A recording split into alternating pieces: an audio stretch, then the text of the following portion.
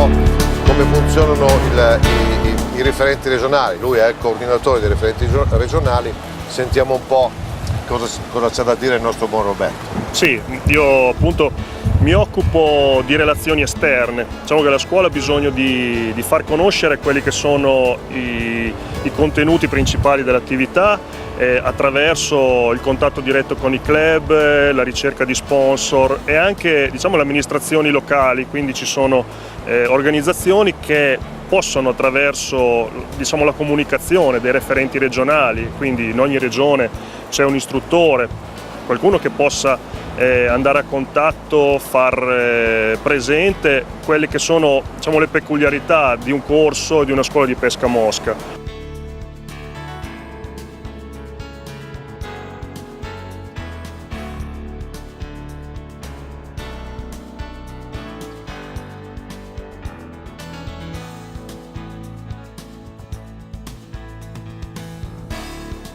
Per cui diciamo, il programma didattico, possono essere importanti delle dimostrazioni, si possono fare anche, diciamo, dei programmi per scuole diciamo, proprio per ragazzi e per persone che non sono prettamente dei pescatori, ma che attraverso il contatto con la pesca mosca possono conoscere la natura, l'ambiente, insomma una vita molto sana e naturale.